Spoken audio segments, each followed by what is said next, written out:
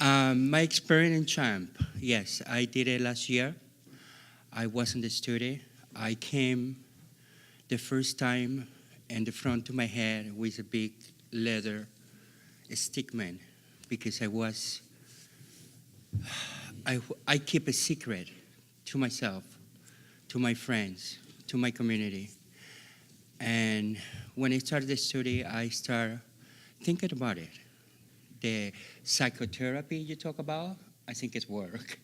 So they give me the tools, reach out for the community, the knowledge, the courage to be who I am.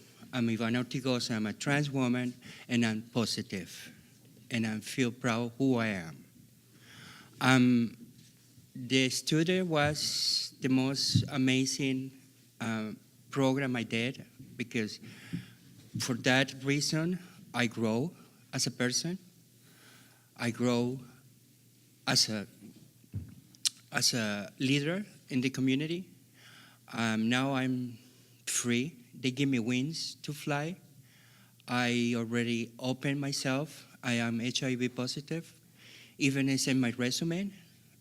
In a month ago, I get my first job in Pride, Toronto, and my resume said,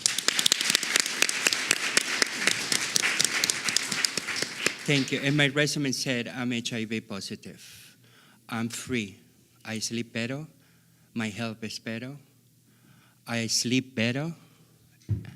What can I say? It's a heavy weight I have in my back before. I was blind. I don't know what to do. I don't know where to go.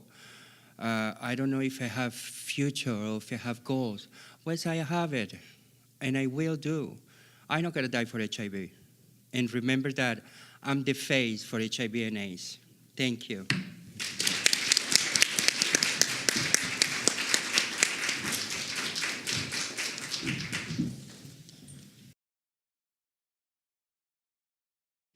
Thank you very much, and good afternoon. Assalamu alaikum, shalom, shanti, and peace be with each and every one of you. When Kenneth was putting us through that exercise, I thought for once he was a vacation marketer, taking us to beautiful places. And that's exactly what I have learned from being involved with a number of HIV awareness initiatives in the city, especially the present one, is that ACT gave me the opportunity to recognize that whatever place life's history has brought me or anyone else, I need to accept that.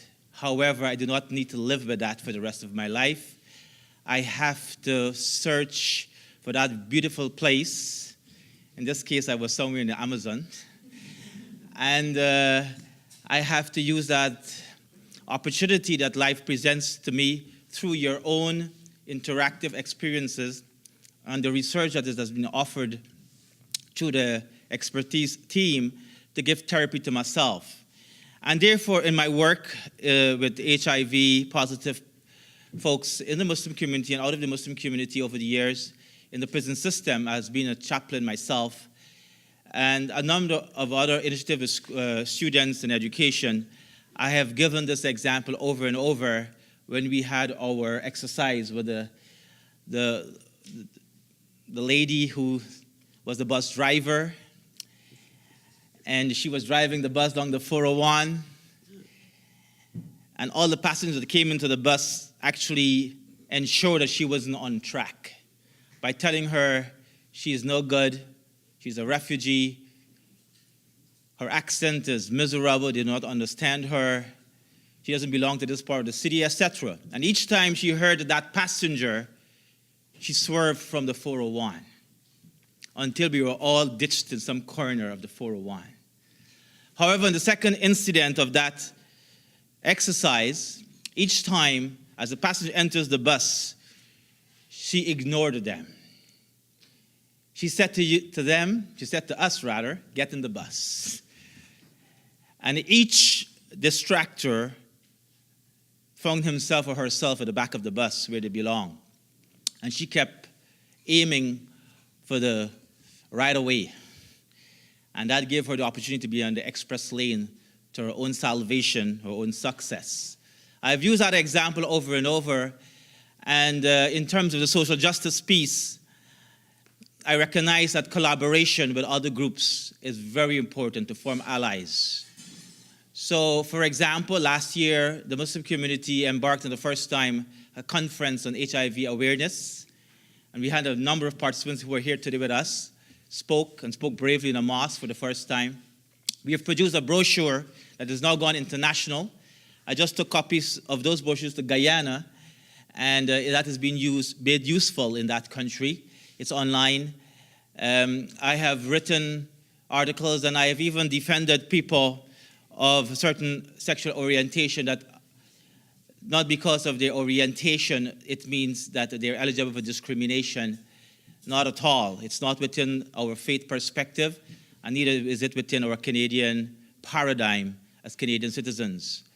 So the social justice piece has actually brought me recently to the important symposium called Faith in the City, where I had people like Dale and Josephine and others and Alan.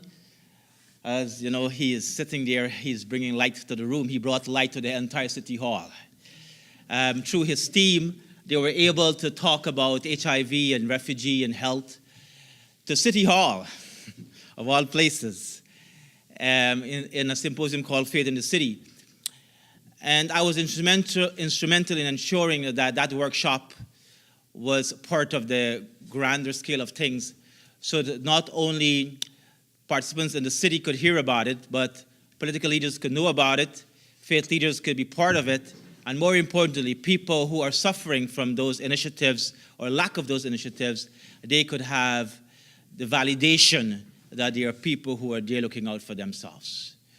So, ladies and gentlemen, brothers and sisters, my appeal to you is that whatever work has been put into this program over the years, there is a lack of faith leaders and their participation.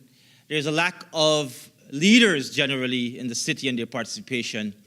And that alienated feeling among victims or rather those who are living that reality every day continues unabated because very few people want to make that difference. You and me, therefore, can make that difference by standing up, by saying no to discrimination, by saying yes to funding for continued research and for health, especially with the refugee situation on their health. And finally, I would like to say that the team that we have worked with over the last year and the year before, it has become part of family. And you know that because when Christian posts things on Facebook, you know you're part of the family. Thank you very much and have a wonderful evening.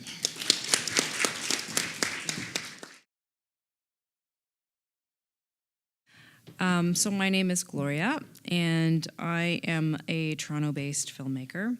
And the kind of work that I do, I would call it, I like to create aesthetic excellence that has social impact. Some of the people I've made films for the Tourette Syndrome Foundation of Canada. I've made films for Organic Meadows, the Dairy Co-op. I've made films for the Ontario Arts Council's Ontario Dances program, as well as my own personal films.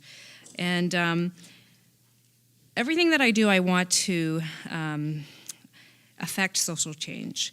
So you would think that I would, when I was asked to participate in the CHAMP study, that I would be a natural fit for participation.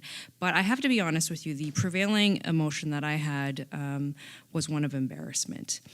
And let me explain why. For the last few years, I have been living the life of a what I would call mostly heterosexual woman, middle class, mother of a 3-year-old, and that's kind of been my life. I haven't really been politically active in a really long time outside of my filmmaking. And I felt kind of like, what could I contribute? What could I possibly have to say in this discussion that would be meaningful or that would be helpful. But I'm going to share something with you guys. One of the reasons why I felt like, I really should do this was because a few years ago, my husband was diagnosed with hepatitis C. And for those of you who know anything about it, it's there's some certain similarities. And I remember when my husband was going through the treatment, he was very open about it. He told everybody. He didn't try to hide it. He told his workplace. He told all of his friends and family. And we faced a certain amount of, I have to be honest with you, a certain amount of social stigma and judgment. Stuff that it's really interesting, like, because you just don't really think about it when it's not really in your life, and then it affects you, and, family members and friends ask you questions like, so are you going to stay with him? Stuff like that. And so I thought, okay, well, what I learned from this experience and from my husband's example was, okay, for us to really grow as a society, really come together as a human family, these are issues that affect all of us and that we all have to learn to speak openly about. And so despite my feeling like, I'm not really good enough, I participated. And I just want to speak a little bit about what the experience was like. I have to say it was transformational. The group was a very wide and varied group of people, like from all walks of life with different ethnic backgrounds, different religious backgrounds. And it was really kind of amazing to see how we were all affected by the experience. I saw, church ladies who would be told by their church leaders that homosexuality was wrong and that, people with HIV and AIDS were to blame. I saw them, from their experience, speaking about it, standing up to their church leaders and saying, no, what you're saying is wrong. I saw, religious leaders who might have come from a background in which they thought this was, bad or what have you, standing up in their communities and saying, no, I'm taking a stand against HIV and AIDS stigma. And I was so incredibly impressed, and all of us really opened up in terms of our empathy for each other. And I learned that all of us, we all have a place, we all have a voice, and we can all help in whatever small way that it is.